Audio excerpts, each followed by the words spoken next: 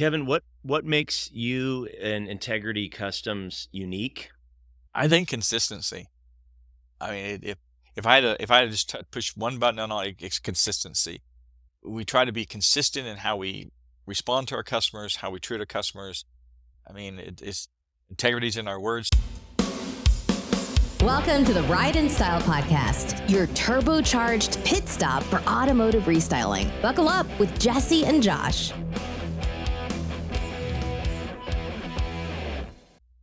Welcome to another episode of the Ride and Style Podcast. I'm excited today for episode 11 with Kevin Gillis, of Integrity Customs. Kevin, I'm tongue-tied. I'm so excited to see you. Thanks for being here today. Well, thank you. Yeah, great to have you. Man, I was just looking at Kevin, and I'm sitting there thinking, first of all, if I was in Tulsa, Oklahoma right now, or Oklahoma City, like he's in, I would not have a sweatshirt on.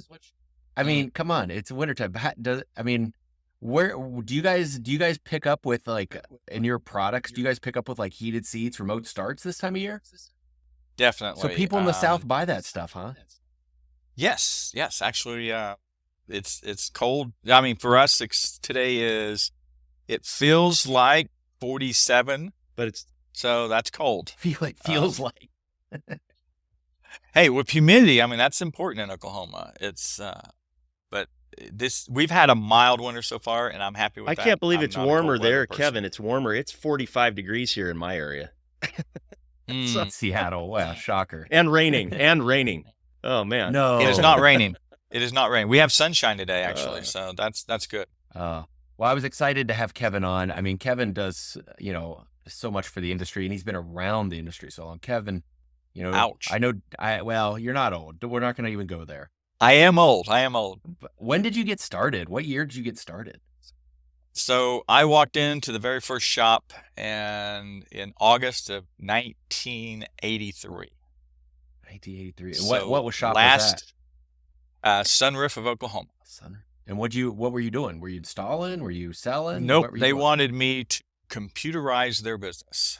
The owner at that time had just bought a brand new IBM PC for $6,500 and an Oki Data printer, and you turned it on and all it did was flash at you. And I just came out of a computer programming school, thought I knew everything. So I wrote a program to computerize his business. So we were doing invoices and we were doing all that stuff, slowly putting it together. And then shortly after we actually got it up running, a company called Control C came out with a much better program than mine. And within 6 months, I was extinct. So, but I loved the business, so I stayed. I became a salesman, actually. So. Tell us about that. Tell us more about that background and that journey before and into auto restyling. How did all that work? That sounds interesting. I'm not a car guy. Yay! Oh no, sorry.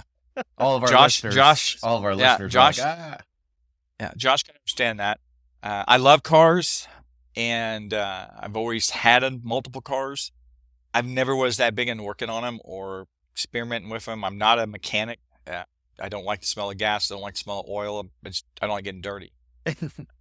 But I enjoy the dynamics that even at that point in time, because back then we were more of a really order taking business.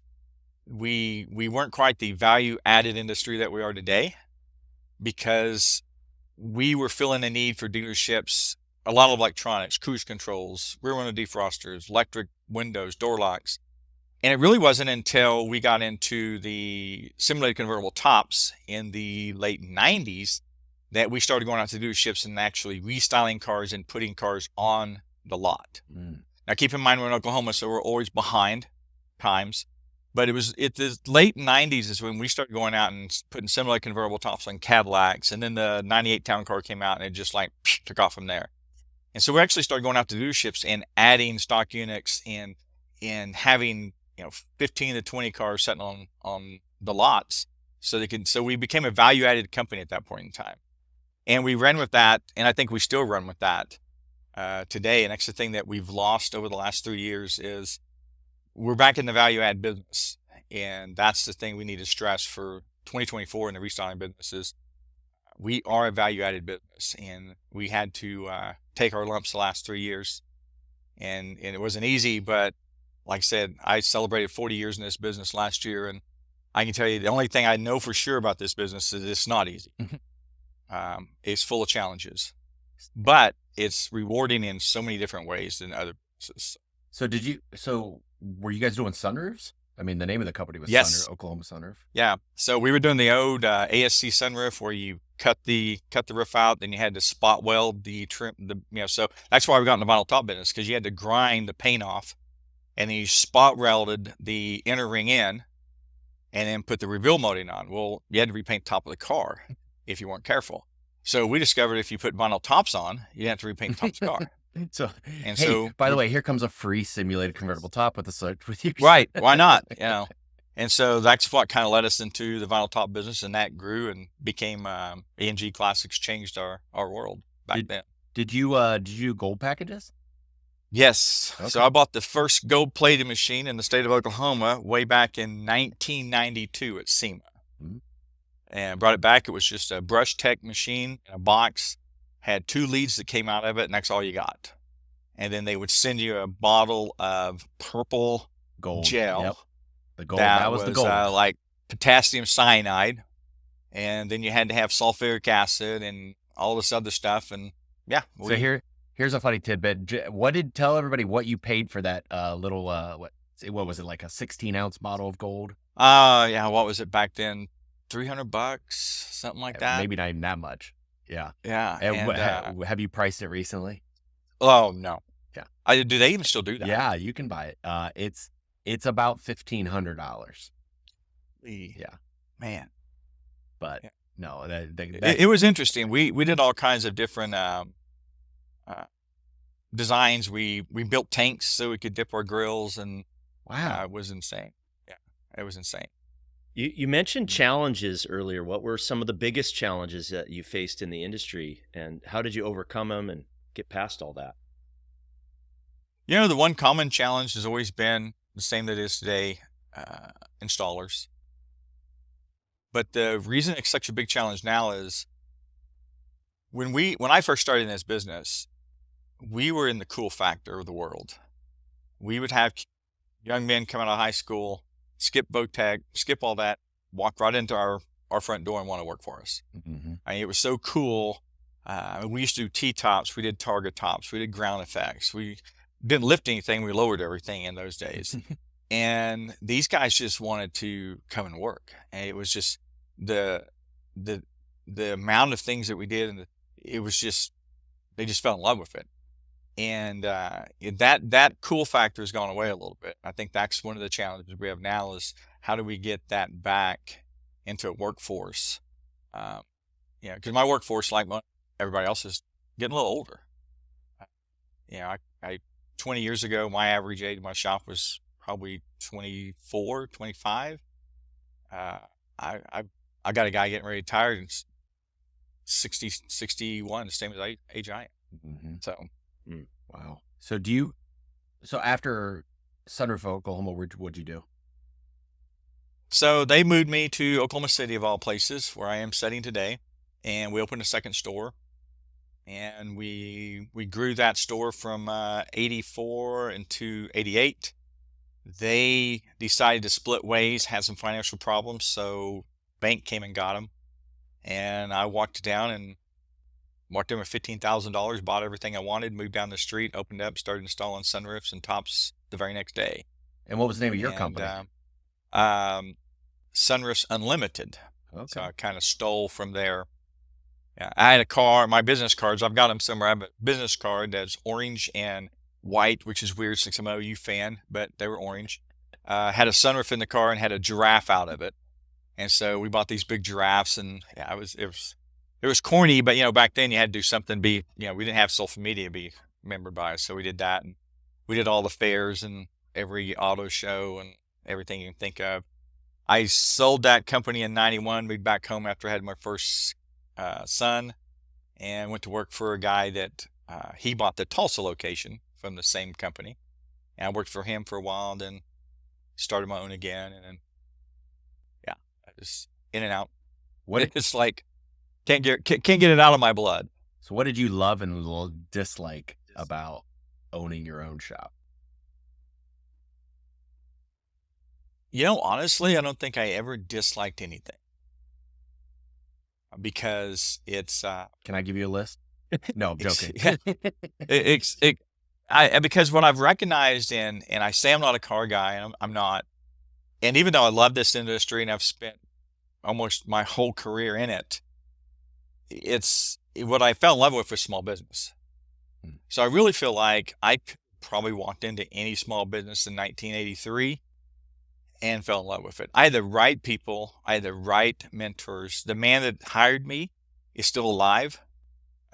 Bill is probably, man, he's got to be in his late 80s now, Hmm. but I still run into him occasionally. Me and him we sold the first cell phone in the state of Oklahoma. So we've shared some things and done some things and so I've had some unbelievable mentors in my life. And I don't know if I would have found those if I wouldn't have been in this industry. Mm-mm. But what I love is small business. I like having employees that can come in and talk to me. I like dealing with them on a daily basis. It is stressful. It'll wear you out sometimes, but man, there's something about, I mean, and you can say, well, yeah, you spent your whole life doing it. I took a 3-year hiatus and went to work for Classic Soft Trim, Okay. and who became Roadwire. Yep. And I've got nothing bad to say about Classic Soft Trim, but that corporate world was not for me. I mean, I did not deal with it very well. I couldn't make decisions. Couldn't make decisions for my employees. The red tape, just all the stuff that goes with a major corporation. Yeah, it darn near run me. When I left that company, I was really done. I'd never been pushed to that point of frustration. Well, you can tell you bleed small business, which is, I'm sure. Oh, I do. So, I do. when did you go back when did you go to Integrity then? Yeah, so when I left Classic, I decided to go become a school teacher. So I went back and finished my college degree at 44. Hmm. And at age 50, I became a 5th grade teacher. But the whole time, so Integrity is owned by Joe Hare. I hired Joe when he was 19 or 20 as a driver for my shop. And he became a leather installer. When I worked at Classic Soft Trim, had a branch. He was my CRM, and he had an opportunity to start a business. I was kind of done. He started Integrity, and so I've always been involved with him. I've always helped him. I worked for him on summers, just different things. But I did leave the industry for a short period of time and taught 5th grade for 5 years. So what's worse, a 5th grade class coming high off of a sugar rush at lunch, or installers at about 4 o'clock when they're anxious to go home on a Friday? What's worse? Probably the installers. Yeah. Especially Ted they're and remote start guys, and I hope. Yeah. Oh yeah. Their level of drama is above and beyond any 5th grader. And really, I would have maybe still be teaching if me and Joe wouldn't have just had that one lunch one day that convinced us to get back together. It was the parents. I just couldn't handle the parents. I loved the little kids. They were great, but I had parents sitting in front of me that could be my kids. Because like I said, I was 52, 53, and I was just looking at them like, oh, I can't do this. I felt like I was teaching their kid and raising them. So you mentioned the meeting that you had, that lunch, the one lunch where you guys decided to work together. What happened there? Did he come to you? It's really interesting. It was really interesting. We started, like I said, we've always been close, and I treat Joe like he's my 5th son. I love the man. I mean, literally like a son. And he had found a really tough time in his business. Didn't have a mentor. I couldn't be there all the time. And so he got introduced to Josh Elliott at Autoplex, and him and Josh started talking. And if you know them, they get along pretty well. They kind of the same demeanor. And Josh invited him to go out to San Francisco to join RU. So Joe called me and said, "Hey, I need some help." Because even today, he's not the best in front of public, and he's still a quiet person. He's like, I don't know how to talk to these people. So we just kind of spent like a month or so just kind of prepping for that. And so what they did is it made him realize, hey, he needs somebody around that he can really trust, that he can put, go on vacation and the business is there when he comes back. And it made me realize how much I missed the business. Mm-hmm. And so he went out and he was successful, became a member of RU. And next thing I know, I was in Chicago at their next meeting, and here we are today. So I guess I didn't realize you were that new coming back to the business when we met you in Chicago. Okay. Yeah, I had been back maybe not even 6 months. Oh, okay. Gotcha. Man, you act like, I mean, you have been doing it for 40 years, but you had that little stall in there for teaching. Kudos to you for being willing to teach. That's a tough industry. It's man, what a need. We need people like me in teaching, but you got to pay people, Yeah. I got my first contract. I signed my first teaching contract, and my yearly pay was $31,200. I got paid monthly. I got my first check. My wife looked at it and thought, "So, how often do you get paid?" I'm like, "Once a month." She's like, "Oh, okay." I guess I'll stay in the military. Yeah, I'm thinking, yeah. So if you don't know, you're, Cindy, who is the, I'm not going to say better half, but I'll let you say it. But for sure, Cindy's a captain, right? Yep, captain in the military. Captain in the military. Pharmacist, works at a Indian hospital in the pharmacy, and it's been an interesting. It's been interesting. I mean, not a career we ever thought she would be in or things, and it's been good for us. Yeah, it's been amazing for us. I know some other things about you, Kevin, that I'd love you to share with our listeners. You're a family man. We just touched on that. And you also are involved with some philanthropy and raising funds for charity. Can you talk about that just a little bit too? That could be a long conversation. I was raised by a mom that charity was always first. My mom literally gave everything to people when they needed it. She was just amazingly a just genuine person. So it's always been in me, and I've always volunteered. I used to be a check writer. So if my heart kind of fluttered, I would stop the flutter by my mind engaging, and I'd write a check, and I'd feel good about myself. And so for years, we just wrote checks to, and we would send checks off, and who knows where the money went, About 8 years ago, me and Cindy sat down and we decided we're going to pull all our money back in, and we're going to start investing in our own backyard. And so there's a few places we send our money to still, but I would say 80% of everything we do is in Tulsa, Oklahoma. The rest is in Oklahoma, and there's some that outreaches press that. Because I think if we take care of our backyard and everybody took care of the backyard, we'd be much better off. And so that was our commitment. So we started searching out local charities that we could work with. And I went to a golf tournament for a charity called Little Lighthouse. It's a school for special needs kids. And it's just the day I walked in the door, it's like, heaven is real. I just had a feeling, a piece of me that was unreal. And I started volunteering and doing things. And what it made me realize is I have 2 sons. I have 4 sons. I have 2 born with birth defects. It's been a long journey between my 2 sons. They've probably had 50 plus surgeries. And it's been a long, and I realized that I had never dealt with that. I just kept all that emotion inside. Me and my wife just did what we had to do every day. And then I start listening to these parents and start realizing that, I'd taken care of it up here, and mentally I was in good shape, but my heart still hurt. And I always felt lucky because my wife's always had a great job. I've had a great job. We got a great family. We've always had insurance. So a lot of the frustrations and struggles we went through, we didn't have to, just because of our dynamics of our family. And so I always felt like, well, I don't really have a story to tell. And then when I started listening to these parents, and all of a sudden I'm like, oh my gosh, I know exactly how they feel. I know how much that hurts. I know what it's like to give a 10-week-old baby over to a doctor to have a surgery, and you don't know what the outcome's going to be. I know that pain. I know that anxiety. And so it gave me a place to share and to start really getting in touch with that. And that's just grown into relationships that I can imagine that some of these families have taken me and Cindy in and let us be part of their kids' lives. When you got a little 5-year-old with Down syndrome that walks in the door, and he can say mama, he can say dad, he can say sis, and he can say Kevin. I mean, That's that's awesome. but that's what that's the essence of volunteering and reaching out. It's not about how big a check you can write. It's not about, all the time. It's when you have time, give it wholeheartedly. Put everything you've got into it.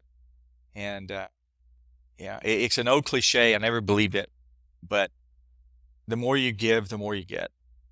And there is no doubt that me and Cindy have been able to give more money, more time to more people, and we're better off. Is that why joining like SEMA Pro and volunteering your time for that and other things with SEMA, is that why that was a no-brainer for you? And this is interesting. I'm glad you asked me that, because the no-brainer came from the 5 years I spent teaching fifth graders made me realize how important education is and how important teaching and training, and we don't have that in our industry, or at least in my eyes, we didn't have that in our industry until actually I went out and I'd gone to the SEMA show just to see all the new stuff. And that started getting boring because everybody's being bought up by all these companies, and it's just a different feel now. I think the show this year was great. I loved it. I think the networking is better than it's ever been. But part of that is you have to be out there a little more. You have to be more educated and be willing to step out and really start building relationships with people on a different level of just buying. Now the relationship building within SEMA is so much different than just being a buyer and someone being a vendor to sell to you. And so I think I walked back into that thought of like, we need to be better at educating people about our products, about what we do, the value that we add. And then I walk in and discover that I can be on a board and have the ear of people within our industry. And it's like, yeah, that was like, wow. Hard to believe. I went to my first SEMA show in 1988, and took me till 98 to realize there was something more than the show. Yeah. Well, I think you're not alone there. A lot of people, including myself, went to the show for years and years and years, and not realizing there was education seminars you could go to, that there was networking events, that there was volunteer opportunities where you can have a voice in the industry. So, obviously getting somebody like you has really helped out SEMA Pro. Where do you think, so in case you don't know, Kevin is the chair-elect, which means you're 6 months in now, right? And you got another year and a half before you take over the reins as chair for 2 years, and then you'll fall into how'd that happen?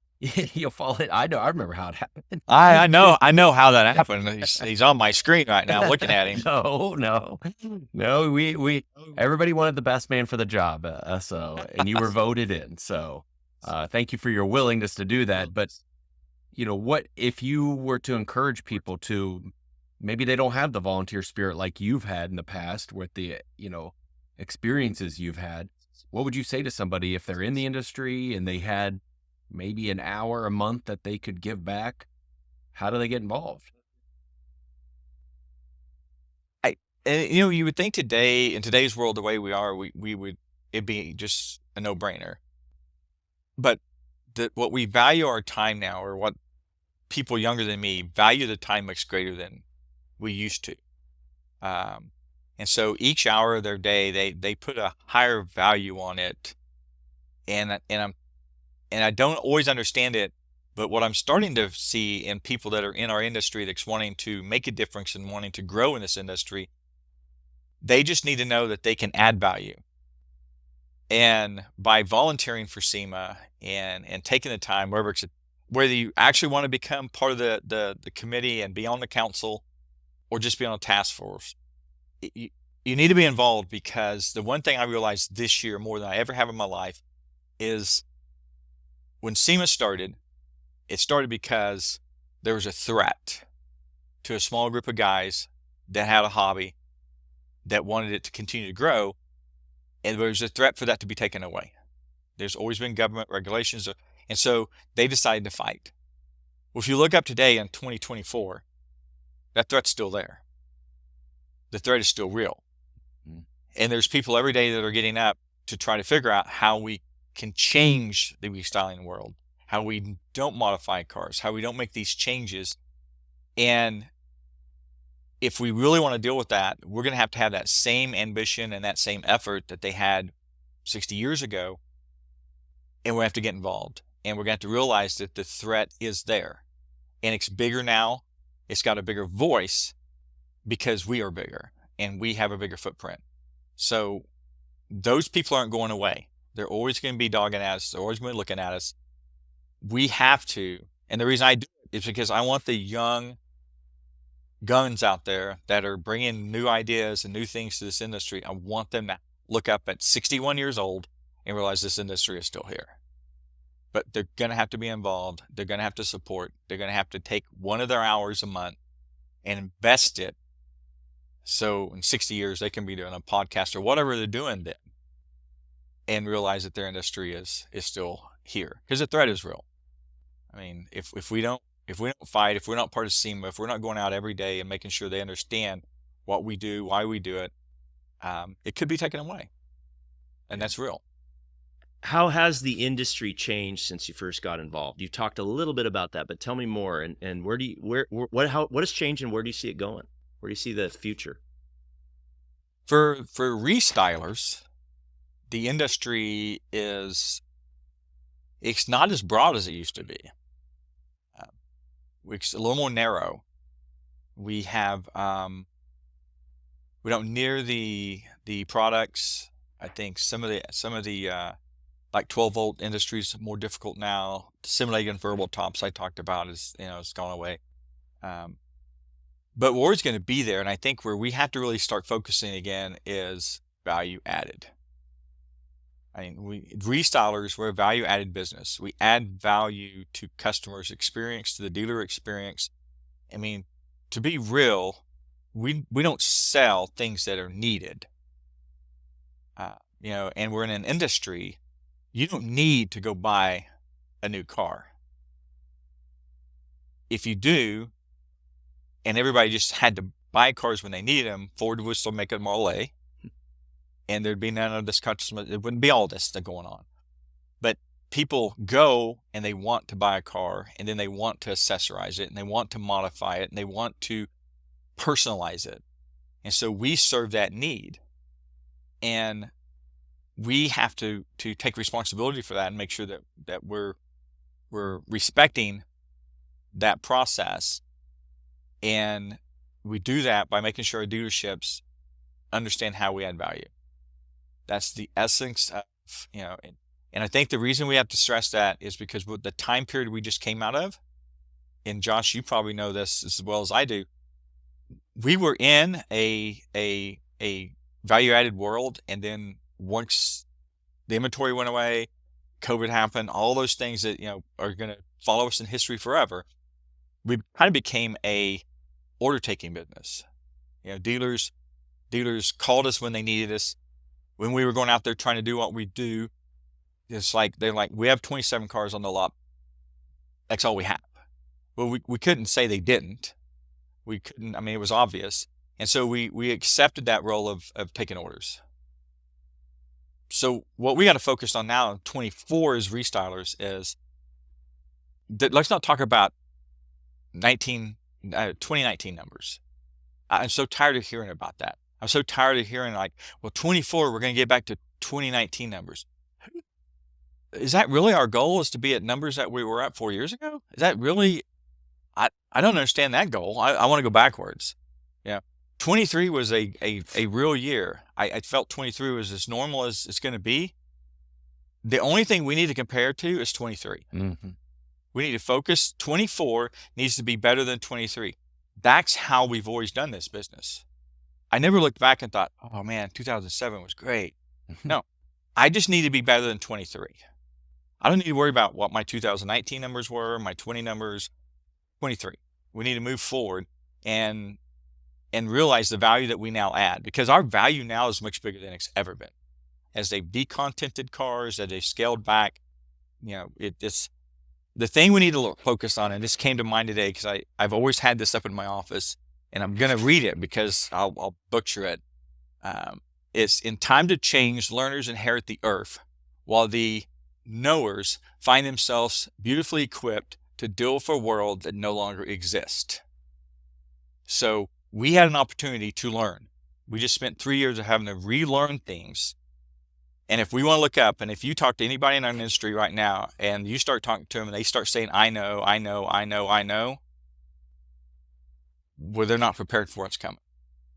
We need to be learning. We need to be educating. We need to be taking that out and refocusing that drive. So give 24 going to be a great year.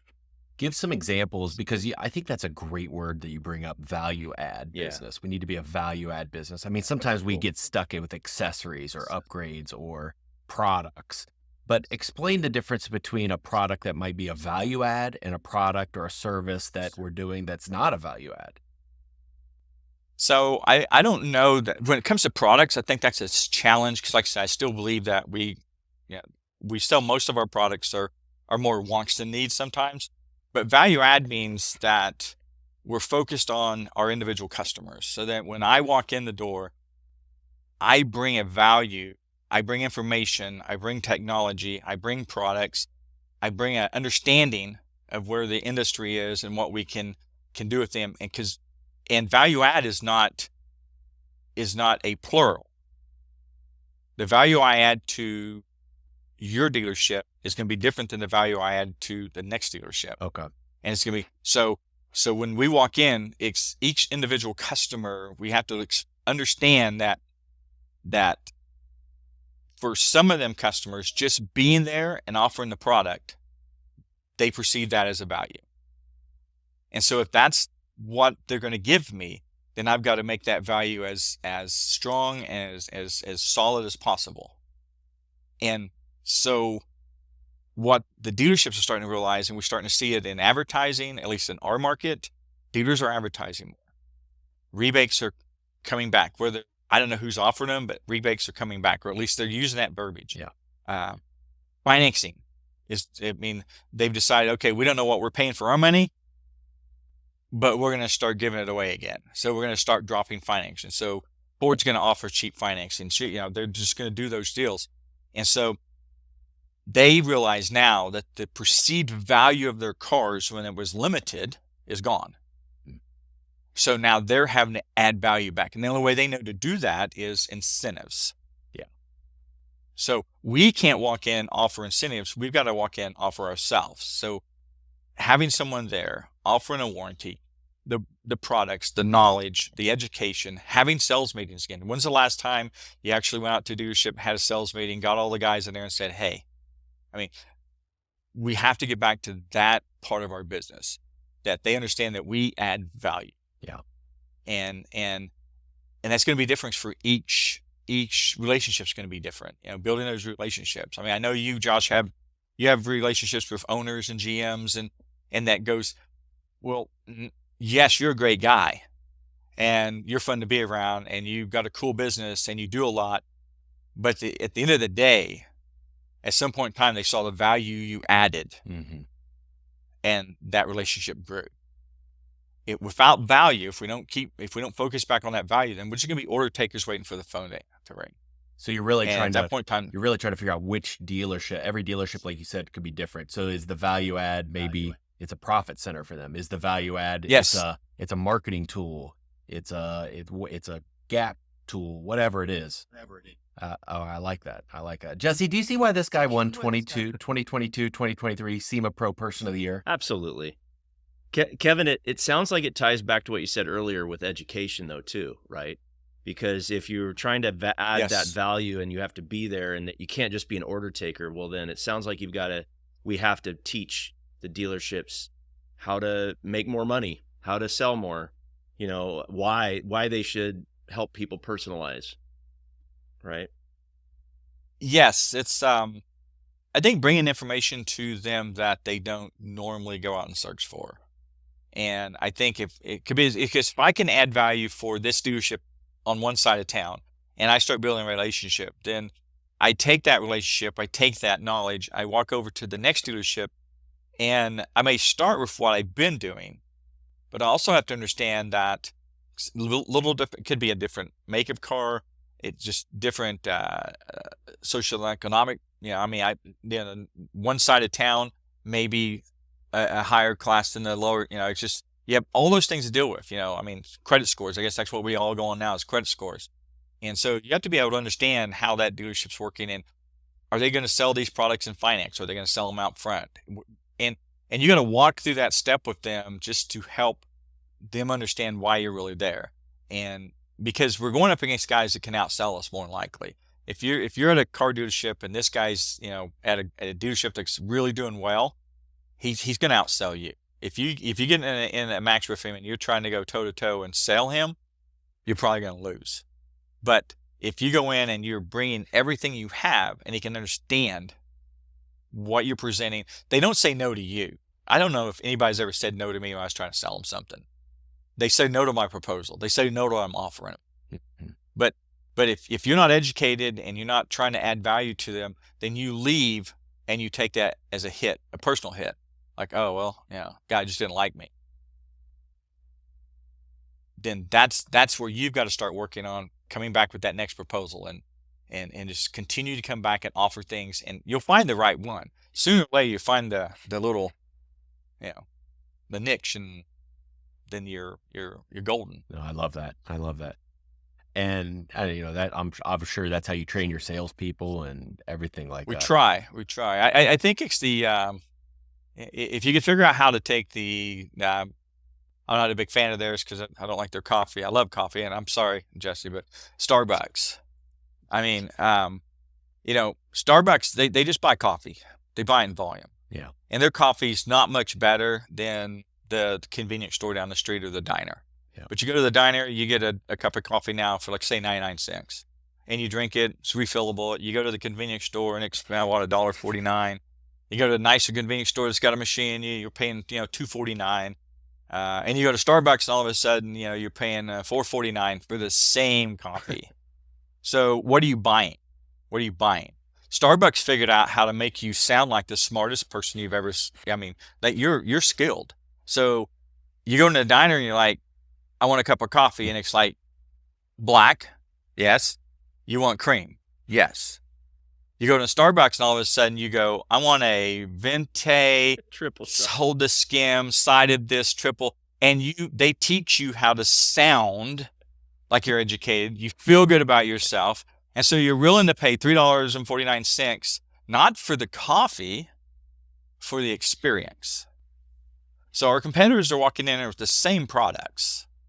We can all buy basically from the same people. And we're all going to go out there close to the same price. So value add means you add some experience to that relationship that sets you apart. Because if you just go in and try to undercut your competitors, you'll always lose. Sooner or later, you'll lose. So you sell But if venti you're going- lift kits? Yeah. triple shot. Venti lift kits. Yeah. Understand I the like that. offset I like and that. all that. I mean, so it's like how you present your, anybody can sell you a bed cover. Anybody can. But this is what, when I come back, we're going to show you how to use it. Mm-hmm. We'll meet your customer and show them how to use it. We'll put, it's just all that little things that you add those values to some of those guys. Some of them don't want it. They want price only. I have no problem walking out of a dealership if all they're worried about is price. Yeah. Fine. Then you're not the guy. Call me when you need me. I'll come out and I'll do it. I'll do my best job. But yeah, you're not going to get, I can't add value where value's not perceived. Well, and just to play off your analogy, that's why they put your name on your cup, instead of calling you a number, right? Mm-hmm. And Oh, yeah. so we got to do the Oh, same yeah. thing with our Amen. customers. Mm. That's right. You know your customer, critique yourself. So when they call Integrity Customs, let's try to make it an experience. Yeah. Let's try to make it consistent. Let's make it enjoyable. Let's make it easy. I mean, last thing they want to do is have to add something to the car and then fight to get it done. Make it easy. How do you, Josh is going down that road with the stuff he's been working on for the last couple of years with his apps and all that stuff. Not all dealerships are in on that. Some dealerships look like, no. I need a guy to call. Guido's been my guy. I'm going to leave me alone. And then other guys are going to like, absolutely, we love this. And realizing that you're not here to die on any one hill. You're here to make every one of their hills easier to navigate. Mm-hmm. And so however that, be adaptable. How do they like, some guys want to, give you a PO up front. Great. Take it. They want to give you a PO when they shop. Great. Take it. How do you add value to that individual customer experience? What was, it's like you buy 2 tonneau covers. They're both the same. Yeah. The customer seemed happy when he left. But man, was it hard to get that thing from Integrity. I mean, I called them 9 times. They finally came out here and did it. Or, that new guy across town, I mean, he was out here immediately, put it on. He showed my guy how to use it. The information was in the glove compartment for the warranty. Experience. So what was best about it? Experience. What'd you pay? Same price. Well, why would you call them again? My experience. They added more value to me. They made my life easier. One thing I want to ask him, Jesse, because, we've had some manufacturers on, right? And we've had some restylers. What do you expect for, because we've had some manufacturers that listen to the podcast. What do you expect out of a manufacturer or a manufacturer rep as a restyler? Here's a chance to, if you had a panel of 10 manufacturers, what do you want? I mean, we talked about how you want to treat your customers. But what do you expect? How do you expect to be treated, and or what are some things that they could do to make sure, what differentiates who you buy from even? And that's a challenge right now because I buy from I buy from the Costco of the aftermarket world. I mean, there's big distributors now that we buy from, Mm-hmm.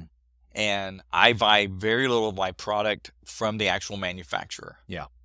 There's some that we do, and we love buying from our manufacturers because they've got skin in the game. I mean, they've got legitimate skin in the game. The frustrating thing about our business now is you buy from XYZ company. They're a big distributor. They've got everybody's product. And so when I call them and I order a tonneau cover, I tell them which one I want. Great. They send it to me. If I have any issues with it, it's a battle. Now it's like trying to get technical stuff.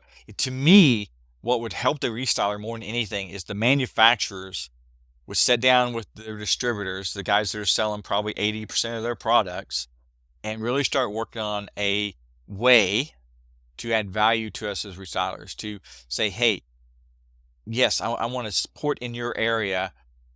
We're selling our product to XYZ. This is the relationship we have with them. This is how we can open up to them, because it's trying to get, it's like we haven't figured out as restylers yet how to use YouTube to go sell our products and how to help the dealership when they have a problem. The manufacturers have. Mm-hmm. My guys would go watch YouTube videos before they would ever call tech support. Yeah. Because it's impossible. It's just, so maybe if these manufacturers could actually start saying, okay, let's have a YouTube channel and let's start rewarding these guys that post things and build a community that supports us when we're struggling. And so that, and then the bigger guys, Myers and Keystone and all these guys, they could also get involved in that and realize that because they all have returns. We all face the same thing. And a lot of returns that we have, let's be honest, we screwed it up. We got ahead of ourselves. We broke something, whatever. Now we're trying to return it. And we get a hold of somebody and there's nobody really, the experience is gone now. Like with some of the brands that I buy direct from, I know I can call a rep and he cares. He's met me. He knows who I am and he's going to try to help me through that process. So I think if the manufacturers aren't going away, the big box guys aren't going away. If they could somehow build a community that intermingles and works together, so we're truly trying to support each other through that process, I think their returns would go down. I think their sales would go up. The ease and pain that sometimes it creates just trying to get all this product in and out, it couldn't hurt at all. Kevin, what makes you and Integrity Customs unique in restyling or at least in your area, and what sets you guys apart? you kind of touched on it already with how you deal with customers, but I'd love for you to talk a little bit more about that. I think consistency. I mean, if I had to just push one button on it, it's consistency. We just try to be consistent in how we respond to our customers, how we treat our customers. Honesty. I mean, it's integrity's in our words. So we get called on it sometimes, like, oh, you call yourself integrity, and so we get called out on it sometimes. But I think it's just being honest and consistent that is what our customers, they come back because we're going to answer the phone. We're going to deliver when we say we're going to deliver, and we're going to be honest up front with it. And we're in a small market, so it's you stub your toe a couple of times, everybody knows. And so I think it's just and I reach out. I think I have a pretty good relationship with my competitors, and we try to reach out to them and kind of keep the market. We try to protect our market. And when I say that is, man, if I've got something to say about my competitor, I need to call him and tell him. I don't need to go out and trash my competitor at other dealerships. That just makes aftermarket look bad. And so if I'm out there trying to undercut him, because nowadays it's like, oh, well, don't you sell the same product? Oh yeah, but my install is way better. Like, it's a box set. So where do you get yourself caught up in that? All of a sudden, you beat your competitor up to the point where you're trying to tell them that they don't deliver a box as well as you do.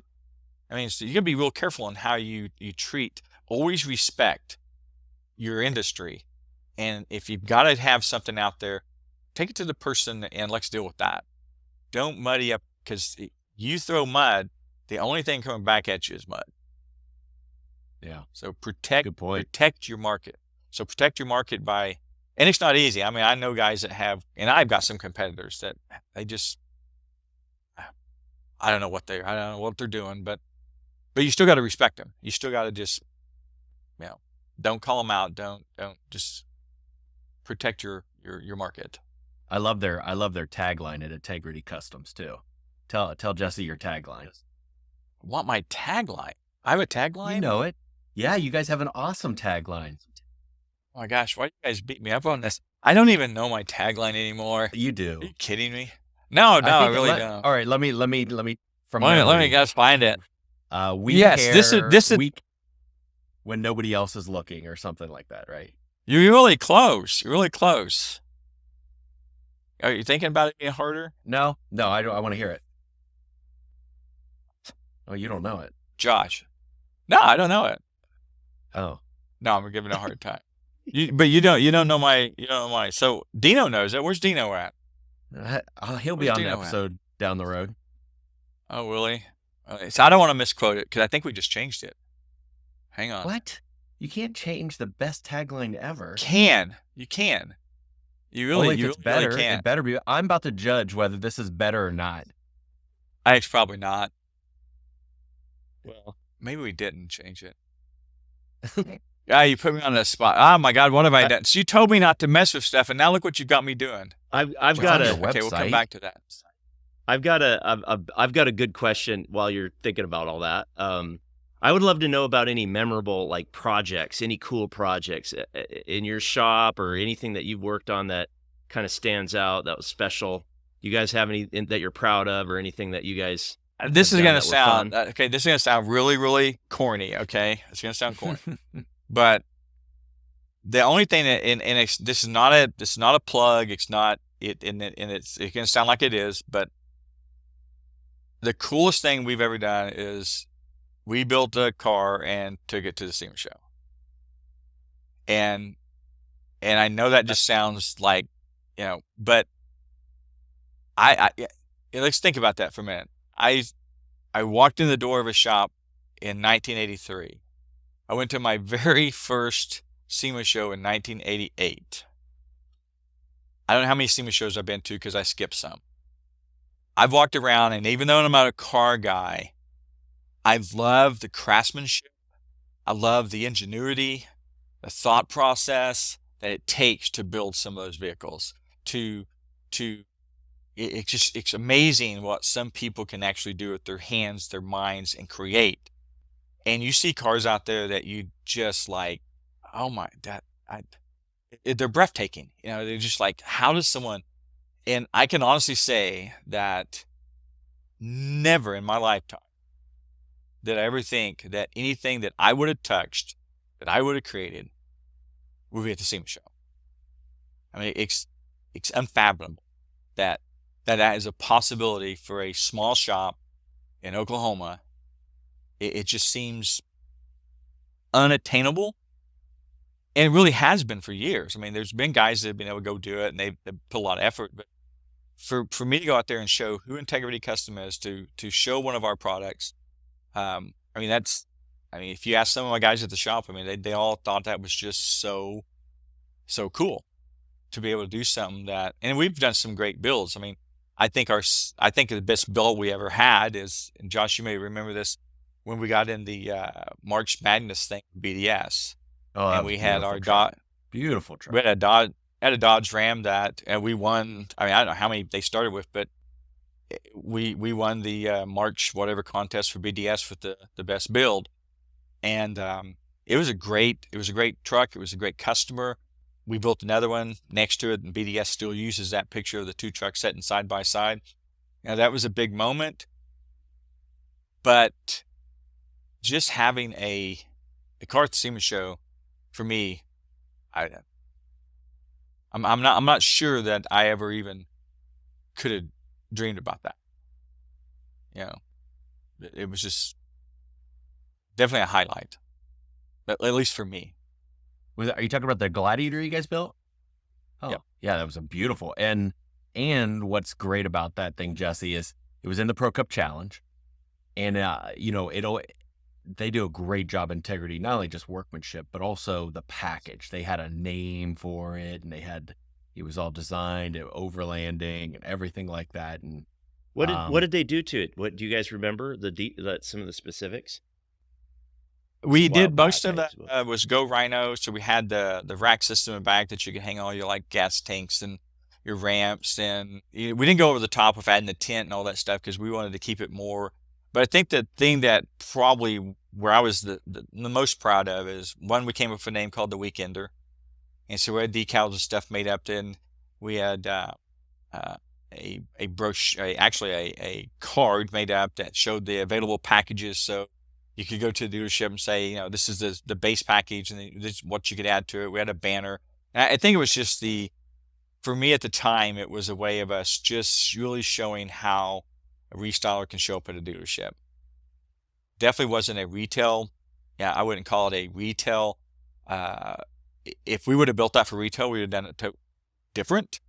And I think the essence of what we did was really being able to go out to a dealership and saying, let's take your average guy that comes in that thinks he wants to get an Overland. This is what we can do.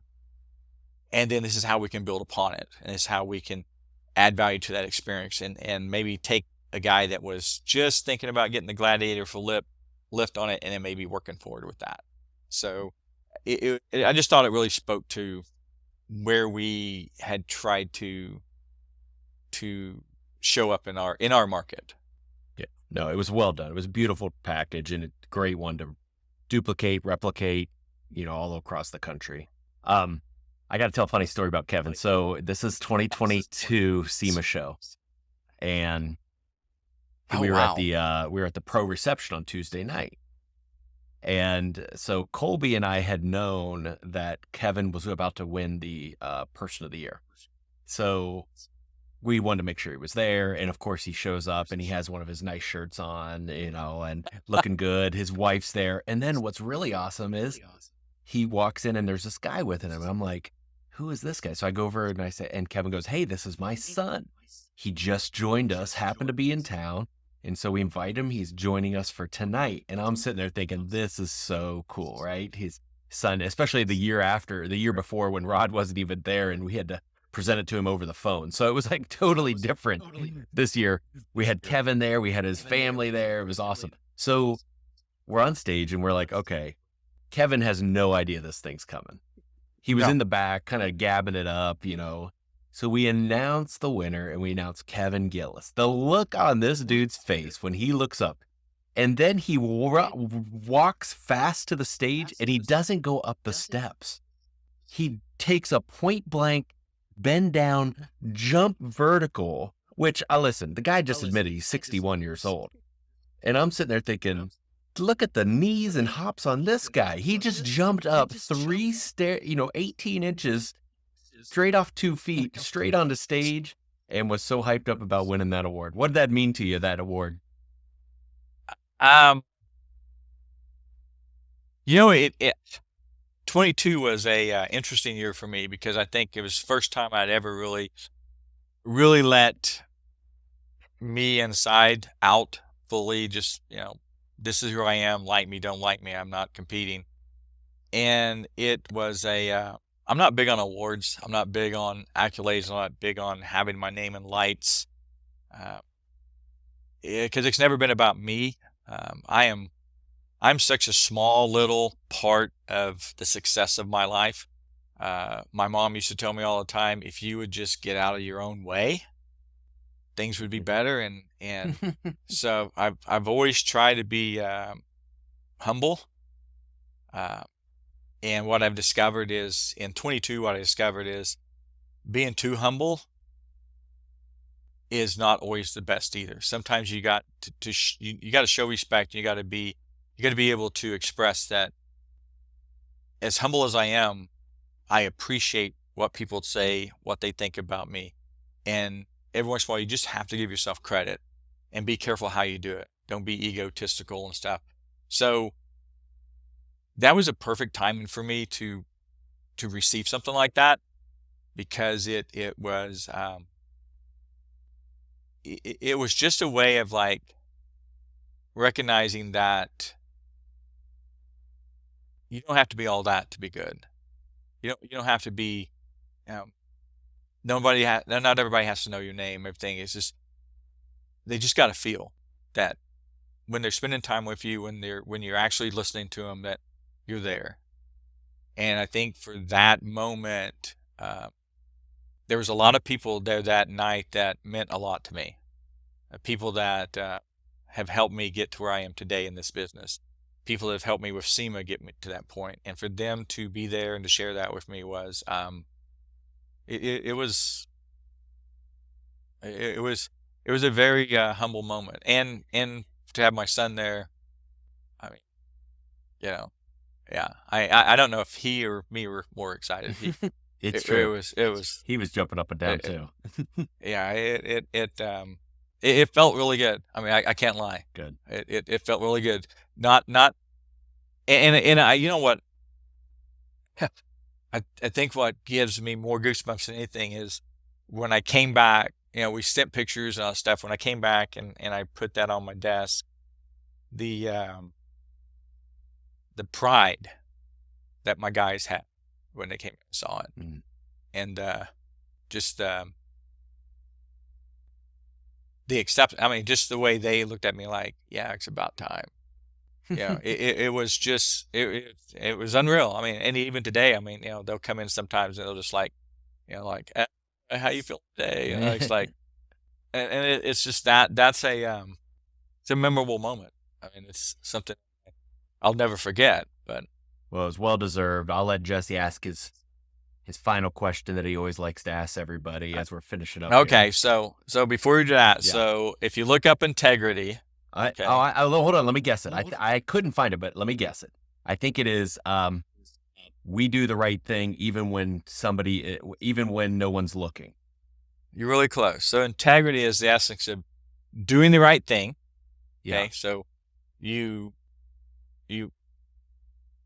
and integrity is you. Because that's how we teach our guys. You. Yeah. Doing the right thing, even though no one's looking. Okay. And so you're in the shop and you're by yourself and you have a choice to turn to the right or to the wrong. You turn to the right. And so it's just doing that when no one's looking, no one's judging, no one's watching. You just do it. And when everybody's So- doing that, the techs, the drivers, the sales team, the inside office staff, the owner, the GM, when everybody's doing that, that makes for Integrity Customs. Nice. I mean, Greatest it's just a tagline challenge. in the business. Just Maybe. actually two little questions, Kevin. Just really quick. Short answer: what would be advice you would give someone just starting in the auto restyling industry? If you were to go back and talk to yourself when you got started, what would you tell yourself? The 6 month once you were done computer programming.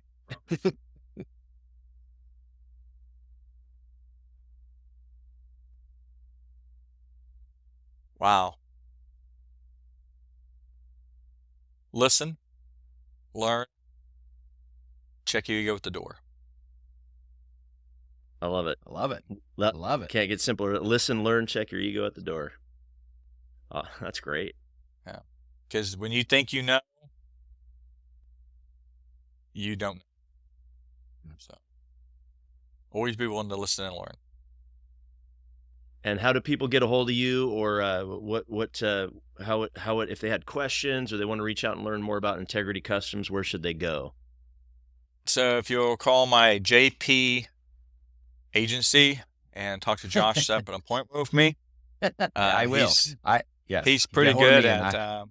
You're booked right yes. now, but I will. I'm I will booked. keep you going.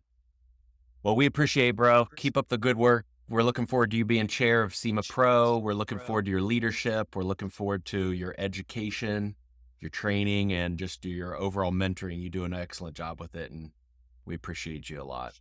I appreciate that. I love the fact you guys are doing this. Not that you had me on, but just just getting the word out there, getting the passion out there. It's really, I love the fact you're doing it. It's great.